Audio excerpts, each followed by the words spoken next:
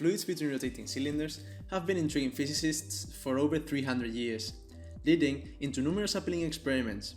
In this video, we will be performing one of them, the Unmixing color machine. This will illustrate an interesting principle of hydrodynamics, making use of a cuvette viscometer, built on purpose for this experiment. Our experiment consists of a Newtonian fluid filled in an annular region between two coaxial cylinders. A segment of the fluid in the annulus is colored with a few drops of a suitable tracer, and the inner cylinder is set into rotation. After several revolutions, the tracer is well mixed and has a spiral shape. If we reverse the motion an equal number of revolutions, we will arrive to the same point from where we started. This effect may seem counterintuitive, so why does this happen? Well, this phenomenon is called flow reversibility, and occurs if after inducing infinitesimal changes in some property of the flow, the system can recover its exact initial state without altering the surroundings. As in any flow analysis, the way to approach this physical phenomenon begins with Navier-Stokes equations, but they can be simplified.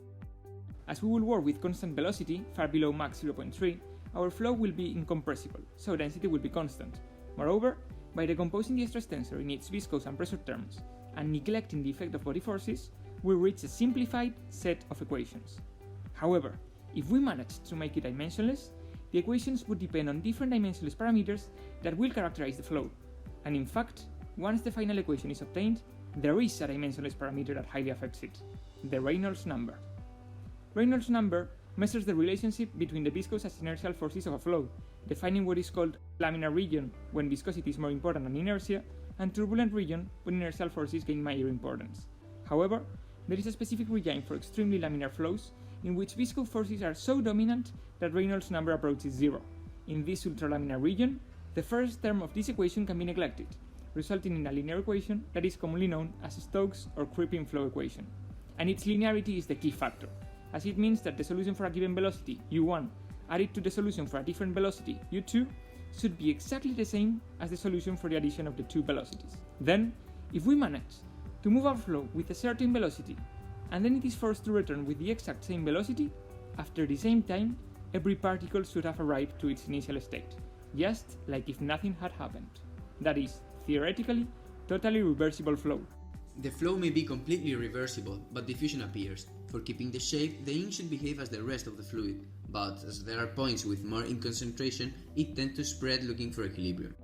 To understand this phenomena, we are going to first have a look at the velocity and position equations that display a spiral if we have a look from the top view. A simulation of the process has been carried out where we can see how the spiral lines start stacking. The closer the ink lines, the more diffusion will appear. To display the ink concentration, a small sketch of this view can be made, from which we can make a cut in the radial direction. The resultant will be a set of concentration peaks corresponding to each time the spiral crosses the section. With time, these peaks will start flattening and degrading in the x direction, as it can be seen in this plot, which involves the concentration equation found in the literature. However, this diffusion occurs in the radial direction, and what the image accounts for is the side view.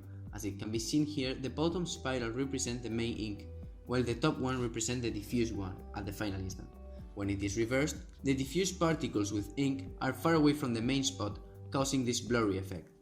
To completely characterize the effect, first the diffusion is calculated at the final instant for all the radii values. Then all these values with a concentration associated are reversed to the initial instant by means of the position equation, given that the flow is reversible. The distribution in this simulation shows the final ink diffusion for any value of time. So now it's time to prove it. Let's build the Unmixing color machine. For that, we are going to need a cylindrical container, another cylindrical container with lower diameter, show gel, glycerin, a viscometer, which in our case it's a ball and a glass of fluid, syringe and colorant, motor to rotate the cylinder made of Lego, and finally the device that allows us to control the motor. To set the experiment, the outer cylinder is filled with fluid. Two stoppers made by cork are glued to it parallel to the bottom of the container with a glue gun. The inner cylinder is introduced inside it. The motor is attached and secured with a high-quality rope. Finally, we make sure it is working well.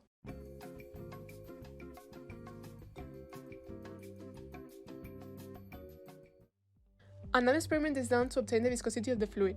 The ball in the right hand acquires more velocity when going through the fluid, and that is because the fluid is less viscous, At a glance, this process consisted of measuring the velocity of the spherical ball submerged in the fluid, when both the body and viscous forces when compensated reaching the limit velocity. After doing some calculations, we conclude that the viscosity of the glycerin is 1.5 kilograms meter second, and for the soap is 12.3. Although this procedure did not present outstanding accuracy, a reliable order of magnitude was successfully obtained. We have tried the experiment many times, and these are the most outstanding results.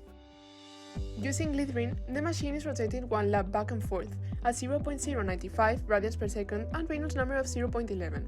The initial and final instants can be compared. Then, this same experiment is repeated with increasing velocity, 0.13 radians per second and Reynolds number of 0.15, 0.22 radians per second and Reynolds number of 0.26, 0.31 radians per second and Reynolds of 0.36. Finally, velocity of 0.37 and Reynolds of 0.42. If we repeat the process, for the soap, we obtain the following results: 0.048 radians per second, Reynolds of 0.0054, 0.095 radians per second and Reynolds of 0.011, 0.21 radians per second and Reynolds of 0.024, 0.26 radians per second and Reynolds of 0.03, 0.35 radians per second and Reynolds of 0.04, and finally 0.37 radians per second and Reynolds of 0.042. Now all the experiments have been carried out, let's get into the images and see if what we predicted was really happening throughout the recordings. First, we will place our cameras on the spirals that appear once the flow is moving. The prediction made about them adjusts perfectly to reality. Until the cylinder stops rotating, it generates a spiral with more and more layers through the radium. Once we make it go back, the ink recovers its original shape, with a really small difference in position to the one from which it started. This is mostly due to diffusion. Now let's get into the good stuff. The comparison between the two fluids of the experiment is going to be illustrating, I promise. We will now see if the value of a reversible Reynolds number is obtained for the values we got. We needed to prove that reversibility would be accomplished for a really low Reynolds number, and this is the case of the yellow soap we used, but with glycerin we had doubts. As the dynamic viscosity of glycerin is lower than the soap's, its Reynolds number were higher for each angular velocity, with a range of 0.15 to 0.42 on the inner cylinder surface. These values give us the evolution seen, making the ink spread all along the glycerin, making the diffusion effects the secondary actor. It is true that viscous effects are dominant, but the inertial part of the equation cannot be considered to be neglectable, at least for this range of Reynolds number. When analyzing the behavior of the soap, we see that the Reynolds have decreased a lot, ranging from 0.005 to 0.04, a lot less than the glycerin. After the first turn with the smallest Reynolds measured, we get that the deformations are much of a complete transformation. But we know that it took 264 seconds for the fluid to come back, which means diffusion has something to say about it.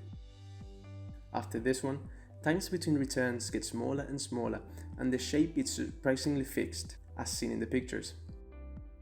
Incredible, we have seen that even if we have these tiny Reynolds, we have a balance between itself and diffusion effects, as these are highly dependent on the time elapsed.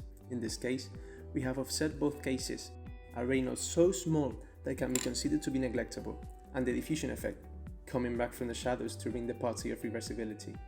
To summarize, we have observed the reversibility effect on the flow thanks to a small velocity and a high viscosity. And not only have we done that, but we have also been able to describe the behavior of the fluid and demonstrate that for our case, a balance is needed. As in this experiment, time is a crucial factor when it gets to coming back from the rotation. In the end, we can conclude that the objective of this experiment and video has been fulfilled. We have proved that for a really small Reynolds number, from 0.005 to 0.04, reversibility can be accepted. But once these values increase to the range of 0.15 to 0.42, this effect is lost. We have also observed the importance of diffusion, as this factor made it impossible to use lower Reynolds. We all hope this video has helped you to understand what reversible flow is, how to proceed when trying to find it, and why will it or will it not appear. Thank you very much, and see you in future videos.